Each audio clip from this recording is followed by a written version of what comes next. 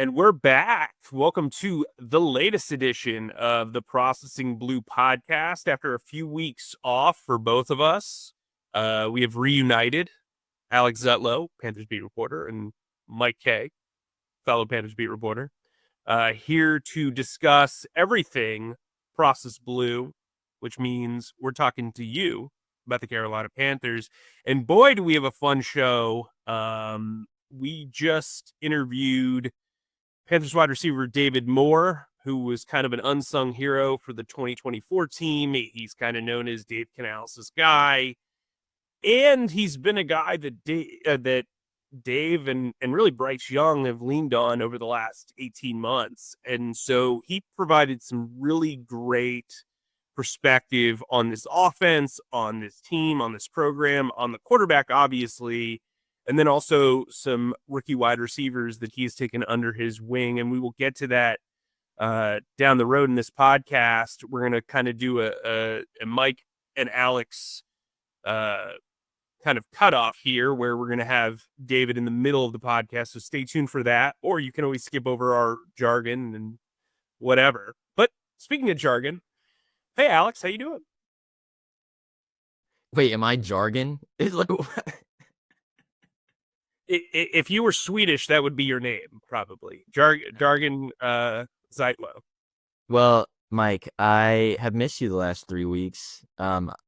Dude, and we've been texting and all these things, but every once in a while I'd be like, I wonder how Mike's doing, and then I just check the Phillies record, and I knew where your headspace was. I will say I checked before the game last night because they had a 9:45 first pitch last night. Yeah, I checked them before, and they were first in the NLE, so I imagine you're doing fine. Well, not after last night. It was some of the worst umpiring I've ever seen. But Oracle Park is basically kryptonite to Superman for the Phillies. So they're probably going to be swept in this series. Also, I'm sure people on the West Coast are swell, but 9:45 for an East Coast start when you're a parent with kids, and it's like your one escape, as you can probably hear Reese screaming in the background. Yep, that's him. I think that's pretty brutal, and it kind of makes you appreciate football the way it is. Some of the night games are brutal, but when you cover the Carolina Panthers, you rarely have to deal with a night game. So, dang, already shooting shots. Well, that said, look, while we've been gone, not a lot has happened transactionally, at least for the Panthers, but there have been a couple of moves that I know the fan base has been interested in. Jair Alexander signs with the Baltimore Ravens for a relatively okay contract. I think there was a bit of a playoff contender discount there. I also think pretty much as Jadeveon Clowney showed last year, anybody who's put in the Baltimore defense can pretty much capitalize on it and boost their numbers. And then, the Pittsburgh Steelers had this kind of NBA style trade where they traded, Minkah Fitzpatrick in a draft pick for Jonnu Smith and Jalen Ramsey. Obviously, Panthers fans were interested in Jalen Ramsey. I had said before I didn't think that the Panthers would be interested. They were not. I also reported that they did look in on Jair Alexander, but they never made an offer. While I was in a eatery in Miami Beach. But what I will say is, none of this surprises me. I mean, are you kind of surprised by any? I don't mean to be the constant wet blanket here, but it seems very obvious what they're doing. They're not going to, do alterations to their roster unless they make sense for now and the future. And that means not taking on lump sums of contracts. Well, it doesn't necessarily surprise me, particularly after you spoke with such conviction a couple weeks ago that this front office likes their defensive back room much more than perhaps the fan base does and perhaps the local media does. Definitely more than we do. There's no question that they like it more than the two of us. So from that perspective, that doesn't necessarily surprise me. My question is, okay, what if just for the sake of bodies, particularly among the safety group, do you wait until after the 53-man cut day to go out and get someone off of waivers? What is the plan there? Or do you just stick with Damani Richardson, who I really like, and obviously with Trayvon Moehrig and, Nick Scott and whatever? Like, is that who you see going in week 1, or do you try to make a move on the waiver wire? That's the question I have. Well, I think they have, and not to defend this, but I think the logic is Damani Richardson and Lathan Ransom need reps in practice. Mm-hmm. Like, they need reps to show what they are, right? It's the same thing where, like, people talk about in baseball, if a guy is in a platoon and he doesn't hit for 10 days, how are you going to expect him to hit, 3 hit for average when he does get called up, right? Or be a pinch hitter, right? So I think, like, there's logic to that. When you have a young safety room, you have a young cornerback room, behind, like, really everybody. Like, Shaw Smith-Wade was a guy who was very clearly on the roster bubble last year heading into cuts. I can tell you that for a fact. He was on the bubble last year, and he made the team, and it took a little bit of time for him to get going. He was learning the nickel position, and now come a year later, they feel pretty good about their nickel position because he's making plays out there. So, like, I think they're looking at, like, guys, if you view the secondary together, Caleb Evans, Shamar Bartholomew, who made some plays during OTAs, Yep. Lathan Ransom, Damani Richardson, Corey Thornton, Travis Burrow. I hope I pronounced that correctly.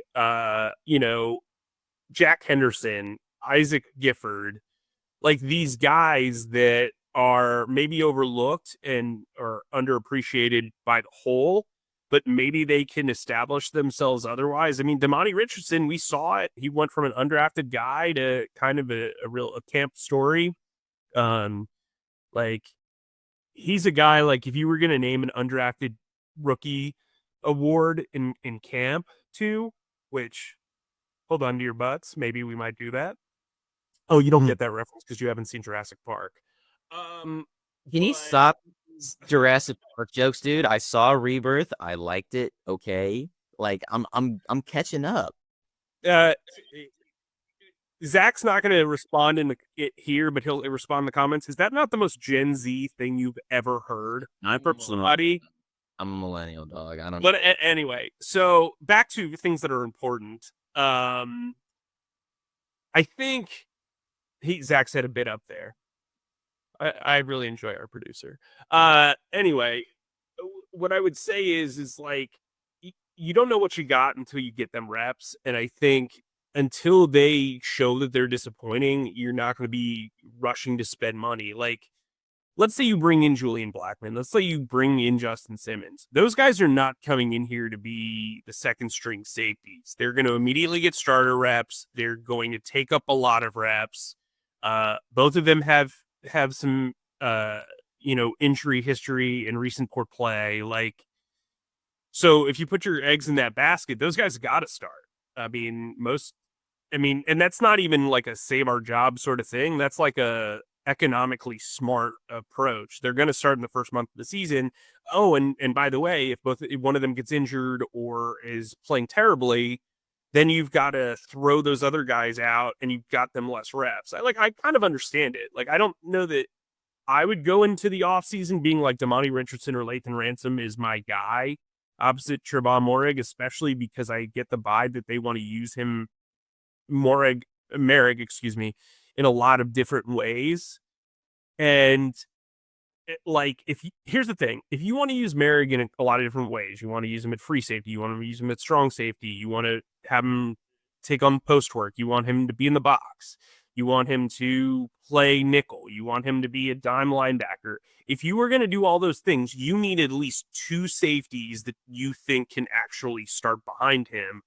And if those guys are Lathan Ransom and Damani Richardson, then, like, cool. I mean, they have spent a ton of money. By the way, they are at the top of the league in spending annually this year in APY for defensive line and offensive line. So they are building it from the stuff out, and they're building it from the trenches out. And so when you do that, you're going to have to take an L somewhere from a depth standpoint. And it looks like the secondary is going to be that. Now, Evero's background is secondary work. You hope that, with a better mindset, with more physicality back there, with JC Horn paid, with Mike Jackson paid, that you get return. But like at some point, you have to be like, yeah, this is going to be an L for a year, like as far as depth. I think Merrick was their crown jewel of free agency for a reason. I think he's going to be a difference maker. I really like Lathan Ransom. I really like Damani Richardson. But they have to produce. And I think how they should feel is, look, Julian Blackmon's still out there. Marcus Williams is still out there. Justin Simmons is still out there. They're going to be out there for a bit. If they're not, let somebody else overpay for them. And, if they need them come preseason game number 2, then you look into it. I mean, I think these joint practices are going to tell you a lot as far as your secondary, because they're going up against, probably at least with Cleveland, that's got to be the worst quartet of quarterbacks in the United States. But anyway, it is. It is. I personally think the Panthers got really lucky in getting Damani Richardson last year. He is he might be the thing that connects this defense, particularly in the backside. Well, speaking of quarterbacks, and speaking of the secondary, they have to defend David Moore. The quarterbacks are throwing to David Moore, and the secondary is going to have to defend David Moore this offseason. And I think he comes in feeling like the ultimate Dave Canales guy. And I know there's been talk of him competing for a job, but once you listen to this interview, it's going to be hard for you to feel like he is not going to be around come week 1. Here's our interview with Panthers wide receiver David Moore. Hey, folks, we're joined by David Moore, wide receiver from the Carolina Panthers, who had a lot of really special moments last season as Dave Canales started his first season in Charlotte. David, how you doing? Pretty good, man. Can't complain. How about yourself? We're hanging in there. We're getting ready for training camp. I mean, Alex has been doing a lot of push-ups, so we're That's what I'm talking about. we're getting ready. So let's get straight into it. David, there's been some off-season videos on social media that you and several members of the offense have been working out, kind of getting together. And how did that all come about? Where was it? And how does having those kind of quote-unquote side missions help you guys build chemistry? I would say it helps a lot. Right before we left, Adam was trying to get everybody to go to Minnesota, and everybody was just like, what's in Minnesota, bro? And I'm like, nah, not going there. And we were trying to figure out a place, and then it was actually the perfect place for us to go because it's nothing to do there, So you just hang with the guys, and that chemistry builds. I mean, building chemistry, takes you a long way. It makes you want to play for one another even more than so like coming in new, like now this guy, y'all done built a relationship, your brothers now, like you've been brothers, but now it's like on a whole different level. And it's just like, it helps you play more free, and it helps you like, want to do more for that guy and the team. And, it just helps. It gives you a safe space. You re-signed in free agency pretty early on. Like, what went into that decision to return, and how close were you to potentially going somewhere else? I know last year you came in because of, your relationship with Dave and Brad, but what went into this offseason after you put some really good good plays on tape? Coming off of the season last year, it was just like one of those deals where for one, I don't want to play for anyone, but Dave. It's some great coaches out there, but me and Dave and Brad as well, we got a nice relationship going, and they've been my guys for a long time. So it's kind of just like, stay loyal, stay true to the people that stay loyal and true to you. And going into this offseason, I told Dave and them I didn't want to go anywhere anyway. So he was like, perfect, and I told Bryce, I'm just like, bro, we got a lot of stuff we can do. You can see, as you see, the way we ended and the way we were like inclining the whole time on back end of the season. It's just like I feel like it's something good here growing, and I just want to be a part of it. That's why I just kept telling the guys, and my decision was kind of easy. It was some people that came and tried to take me there, but I wasn't trying to go anywhere. I was trying to stay in the Carolinas. David, I wanted to bring up last year because early on last season, Dave told us that you played through an MCL sprain at one point last year. And even with that injury, you didn't miss a practice. You didn't miss a game as far as I can remember. How much did that injury impact you last year, and why was it important to you to play through it? Uh, I look at injuries and getting hurt and stuff like that, I guess, a little different than others. I was told by one of my cousins growing up, um, are you injured or are you hurt? And I was like, bro, ain't that the same thing? He was like, nah, nah, nah, nah. Are you injured or are you hurt? If you injured, you can't play. If you hurt, get back out there, suck it up. And I'm just like, whoa, wait. But yeah, I was just like, yeah, all right, I get what you said now.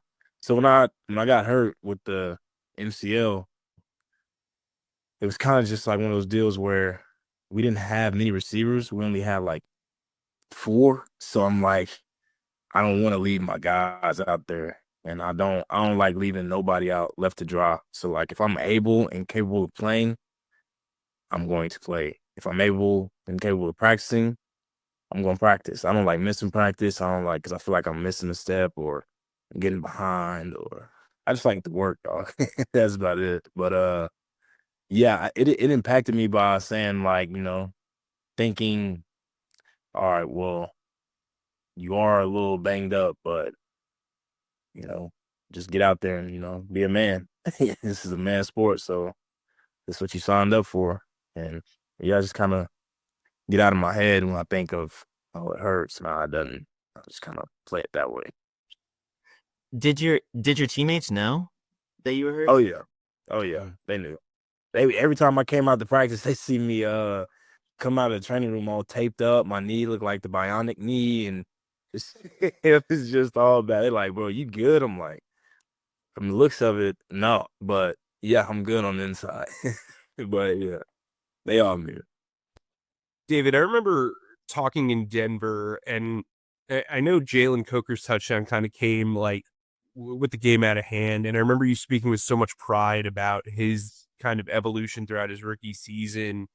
And I know you take a lot of pride in the younger guys around you because there are so many. I was just wondering what's been like kind of the immediate takeaway from Jimmy and T-Mac and these undrafted guys that are coming in who have these like fresh opportunities and they're battling. It's been good, watching them guys get out there and work.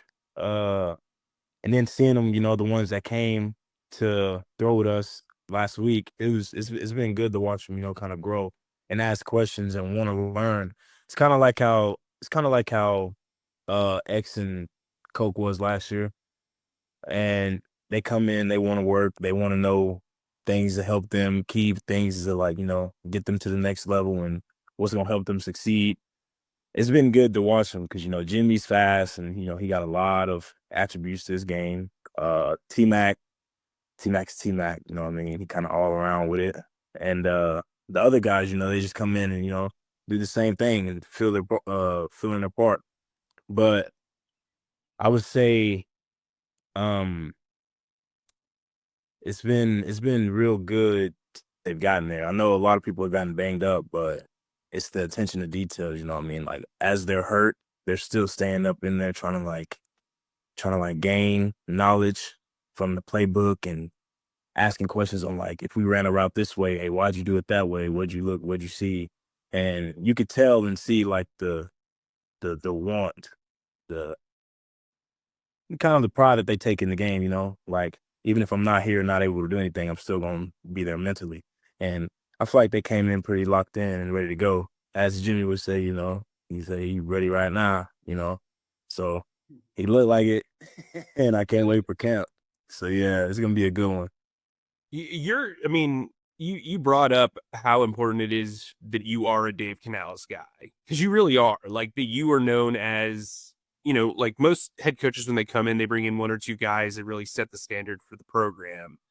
In year 2, with you established and obviously knowing your relationship with Brad and Dave and probably Rob now too, do you feel the importance you have to the locker room? Like, I know that the guys don't like to boast about themselves; they want to talk about their teammates. But do you kind of feel that weight of that job?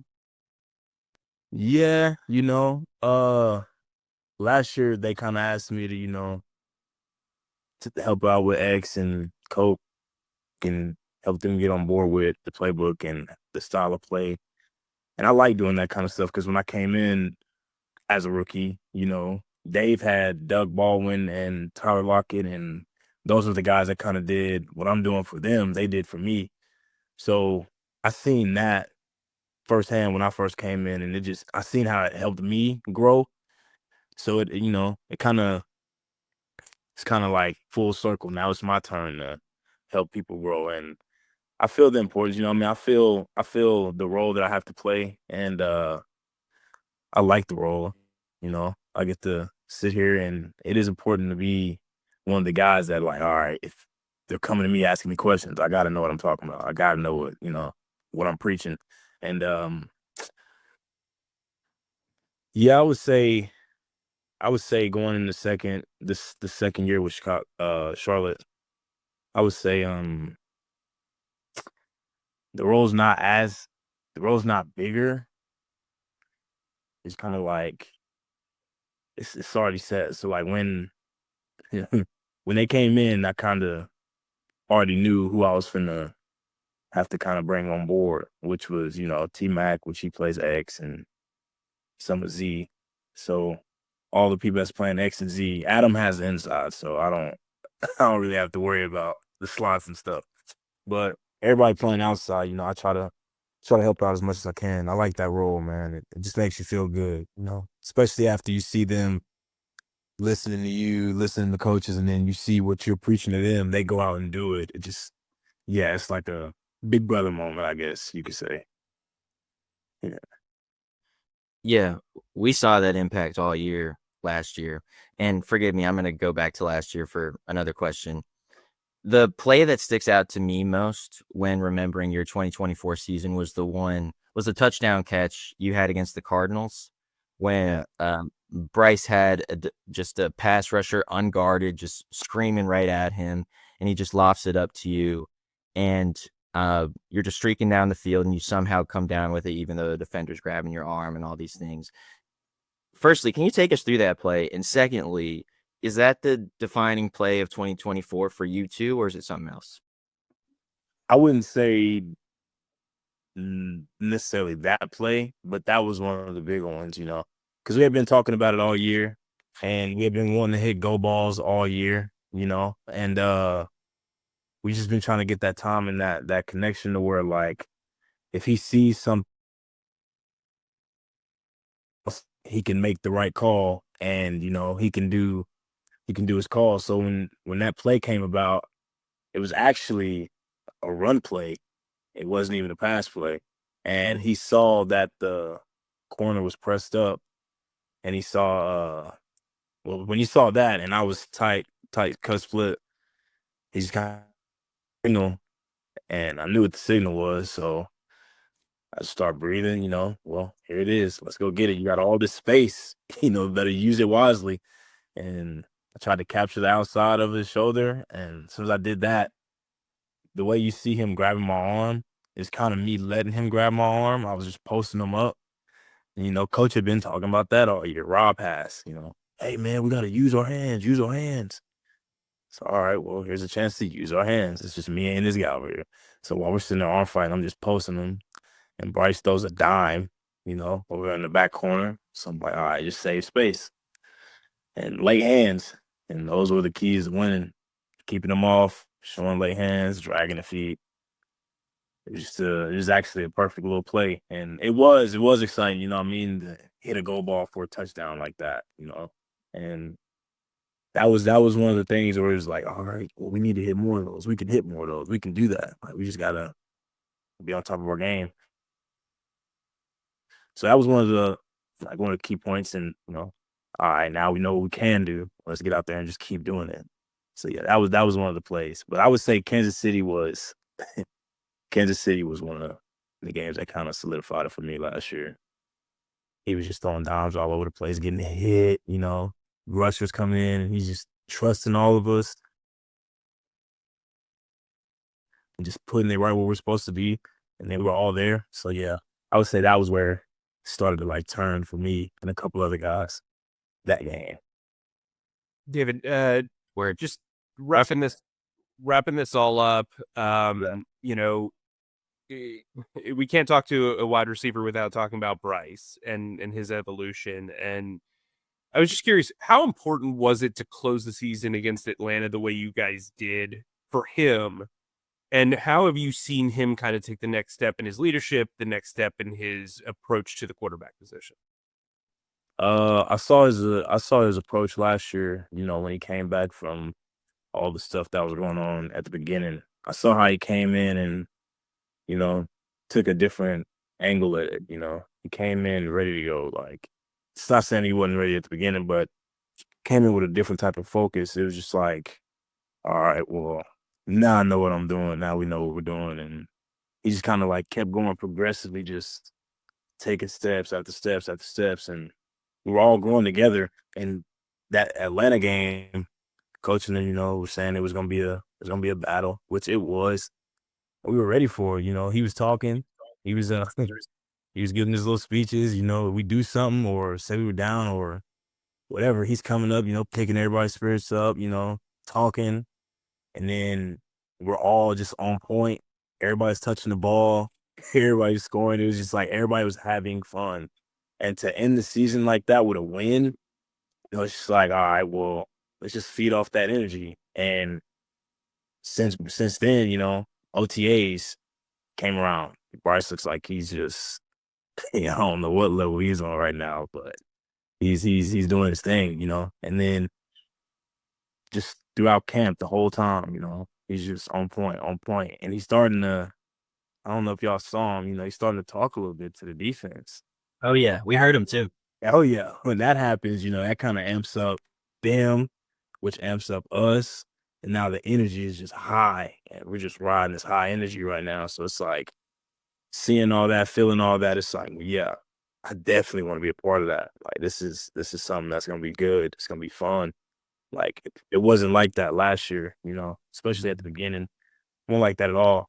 But now that everybody, got a feel for everyone, everybody's, kind of used to this guy, that guy. Well, now let's, this is a family thing, bro. Like this is gonna be the team, throughout the year. We gotta ride with each other. So all those moments where we're just yelling and hooping, hollering, that's just that little piece that Bryce is bringing to the game to where it's like, all right, bro, we're gonna have a different type of energy. We're gonna have a different type of look to us this year. Like we're coming out to win. We're coming out to play, and we'll pass. So you see that in him, and it's like, all right, well, he's actually taking different steps. I guess this is how he was at Bama. I don't know. I wasn't there, but from the sounds of it, this is what it looks like he's turning into, and I'm all on board for it. He knows exactly what he's doing. He knows what we're supposed to be doing, and he's just, I don't know, he's just calm, cool, collective, just going on about his career, just rising. And he had his rough year was his first year. Second year came in a little rough, and ended great. And now his third year, I'm excited to see it. I don't know what's about to happen, but I'm excited. It's gonna be a good one, I feel. And the Processing Blue podcast wants to thank David Moore for his time. I mean, that was a really, really introspective conversation with David. We went in planning to do roughly 10 minutes. I think we went around the 17 mark, but man, what a way to start off our interview series for the season. And we're going to have interviews throughout training camp with other writers, with players, potentially coaches. Starting now, we're in year 2 of Processing Blue with me and you, Alex, and we're stepping up our game a little bit. So, Alex, I'm going to give you the floor because I watched you while he was answering questions, and it, I just kind of felt like the rhythm and the rhyme of that whole thing was awesome. What were your biggest takeaways from that interview? Oh, I thought it was wonderful too. One thing that I was kind of not concerned about, but interested in talking to him was his comfort level of speaking about his future with the Panthers. And he is so comfortable. He straight up said, I am Dave Canales' guy, yes, but I don't really want to play for anybody besides Dave. He's my guy. And that's not something I was really expecting to hear. He is so superlative about Bryce and so like proud of him. I mean, like, I don't know. It just everything about that interview was really revealing, and he was so comfortable and happy. And I get it. It's a really great time of year to be comfortable and happy in most cases, but this wide receiver room is super crowded. And a lot of people are thinking, oh my gosh, okay, are the Panthers keeping 7? Oh, if they keep 6, who do they cut? Are they keeping Hunter Renfrow? Are they keeping David Moore? Like you said, I don't think you can come away from that interview and think that David's not going to be on this team. So that was really great. Talked about Bryce feeling more comfortable, feeling like himself. He also has a wonderful memory. Like I just threw out a memorable play for him from 2024, and he like remembered every detail of it. He remembered the initial call in the huddle. He remembered how Bryce audibled and how he understood the audible. He remembered how momentous it was because he realized, hey, we can win on go balls now. We couldn't previously do that, and now we just proved that we could. So yeah, he was great. I'm really glad he was open to talking to us. Mike, what about you? What were some things that stuck out to you? What I like about David is he comes to to give you like kind of like a background, the audience, obviously you know this. There are guys in the locker room who you go to for what you would call I mean, I guess you would call it perspective, I guess, but like to fill in the blanks. And I think David throughout his time, like I remember I mentioned this in the interview, but like I remember the Denver game, everybody was really somber. Um they didn't play particularly well. It was Bryce's first start back. He was very reflective and accountable and everything like that. And in the corner of the locker room, we do a free newsletter, called Access Panthers. You can sign up for free On charlotteobserver.com, right? Yeah. And I was writing something for the newsletter, and I saw David, and he just kind of, I mean, you could tell he was processing the loss, but he also kind of looked at Jaylen Coker and kind of had a smile on his face. And Jaylen Coker caught like kind of a garbage time touchdown, and it was his first career touchdown. And I remember David just glowing about him, and just heaping praise on him and his approach to the game and how he's willing to take mentoring and obviously I mentioned it before, mentoring is like a big deal to me, so I immediately connected with that. And then since then David's kind of been that guy. He's a glue guy. We talked about a couple of weeks ago, glue guys. He's that type of guy. I mean, look, it's not a hubris to think that he is really important to this organization. I think he's a guy that, he's so good on special teams. He doesn't necessarily have to be catching passes to make a difference. And I think like that confidence you talk about, that's where it comes from. Right. And I don't think he's just like some teacher's pet, right? He's a guy who has been through the rigors of the NFL and has processed those ups and downs and has found, two play callers who he really connects with and who really believe in him. And I think I've said this for a while, like I think they keep 6 at minimum, but the issue is if you're keeping 7 and guys 4 through 7 are not really good at special teams, that's really difficult to do. And I think David Moore is a guy who's going to be active on game day no matter what, because he can return, he understands core 4 principles, like he's got a background with Tracy as well. Like I think there's a lot there to like. And as we you know, as we talk about the truths and the false of the rosters, I wanted to try a new segment for us, and I think we're gonna do this throughout training camp. A lot of times we talk about certain things with a lot of confidence that they're truths. Well, two things can be true at the same time. And so I wanted to do the segment called Two Things Can Be True. Okay. It's where you and I each week are going to say, this is a truth, but this is also a connective truth to it. And I thought I'd start off with the Taylor Moton debate. Oh, let's do it. A lot of people have talked about Taylor Moton's contract and how big the cap hit is, and we get it. We get it here at the Processing Blue podcast. But and how durable and how reliable he's been. And I think for this first part of this segment that we're doing, I think it's fair to say that two things can be true. Taylor Moton is the most reliable offensive lineman this team has had for years. But it's also true that it's the smart approach to keep his contract fluid. He's on the opposite end of, he's on the not so great end of 30. I'm 37. I don't necessarily agree with that. But, and he's a guy who's dealt with some knee issues. We'll credit the Athletic here, but he told the Athletic that that his knee injuries are chronic. And that's something to be concerned about. I know a lot of offensive linemen go through it.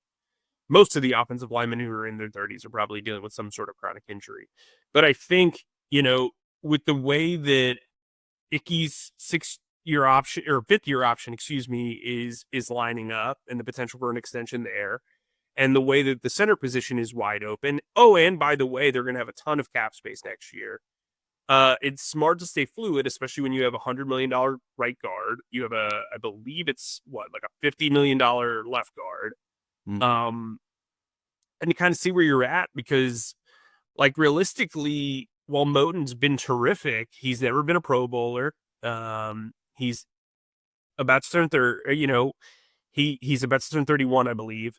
And then you've got Icky, who's kind of been up and down, and maybe you want to keep Moton's spot fluid because maybe you move him to right tackle, or you draft somebody and you feel like they're better at left tackle, so you move Icky to right tackle, or you sign somebody who you feel like can play right tackle. But for right now, I think, they have Josh Nijman, who took a pay cut. They've got Brady Christensen, who can play right tackle if they want him to. Like, I think they're in a good spot offensively on the offensive line, and I think keeping some of the bigger contracts fluid makes a lot of sense, even though Taylor Moton absolutely deserves a new contract and has absolutely been their most dependable offensive lineman, at least since I've been here, if not longer.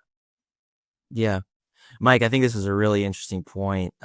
I really liked this decision from Dan Morgan when he first announced that they weren't going to do anything with Taylor's contract, even though it was such a massive $31 million cap hit. It was like, I read this stat, it was like 11% of the Panthers salary cap is going to Taylor Moton, which is just nuts. But I thought it was really smart because the NFL cap number this year is $279.2 million, which is a $23.8 million increase from last year, which is this record jump. That's a really smart way to use this aberration in the salary cap. So I really like that. Mike, you talked about the injuries a little bit. So Taylor's this guy who has admitted to having chronic knee injuries. It was the worst kept secret in the Carolina's locker room last year. But he still plays all the time. Like even when he did break his Ironman losing streak, it was only for 2 weeks, and he's still playing all the time. So my question is, like, how much does an injury factor in, or how much does his his chronic knee problems factor in to his future in Carolina if he's proven he can play through it? Yeah, I think it's interesting. The knee injury has been hinted at since I got here. Like, this is not like a new thing. I just haven't had anybody confirm what exactly it is. Yeah. And good on the Athletic for getting Taylor Moton to go on record about it. But I just I don't know. I think it's really interesting.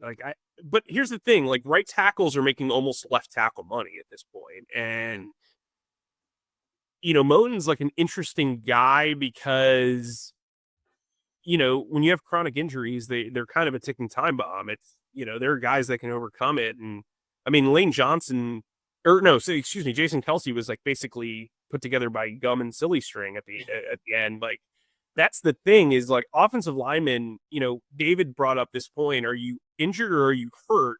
It feels like offensive linemen are always hurt. And so, that piles up in all sports, right? And so I think it's just a matter of pain management. We've seen that he gets like that veteran day off or almost weekly, if not, bi-weekly. And I think they've managed it pretty well. I'm interested to see how this new training staff like kind of approaches it with him. Like he did like kind of an onboarding during OTAs, it felt like. So, when you're older, your body starts to break down a little bit more, speaking from experience. And, there are things that come up, but I don't fault the Panthers for their approach to Moan. I also think like if they can get an extension done, like a like a hometown discount with Equanu, it becomes a little bit easier to maybe give an extension to Moden. And here's the thing though, if you're extending Moden, you're probably only giving him a 2-year deal. And so you're just knocking down some of the cap money a year or two down the road. So you've got to kind of figure this out. You're taking away a lot of your leverage in contract negotiations. So if they let him play it out and it's like a fair, just like even split, then you can agree to a 2-year contract that's at a pretty normal level. Otherwise, why would Moden take that deal when he knows that he has the leverage of the cap hit on them? So, Alex, with that said, what's your 2 things can be true? Yeah, I really like your 2 things can be true. I'm going to go a bit more obvious. Here's my 2 things. Sure. Bryce Young played like a star quarterback after the bye week in week 11. That's true, no doubt. It's also true that 2025 is a massive year for him, and it's actually his biggest year to date. So let me lay this. Yeah, you went really obvious. Yes. I mean, like it's obvious, but like this is the question I see literally everywhere I look. And so I wanted to have a brief discussion about it. We've talked about the new quarterback he became after week 12 a lot. In his final 6 games, his average depth of target was notably longer. His adjusted completion percentage marks were up. His average passer rating was 92.3 from week 12 to week 18, which is a massive jump from his previous outings and up there with the Jaden Danielses of the world, the Matthew Staffords of the league. He was fast. He was creative. We learned he could take a hit. We learned all these amazing things.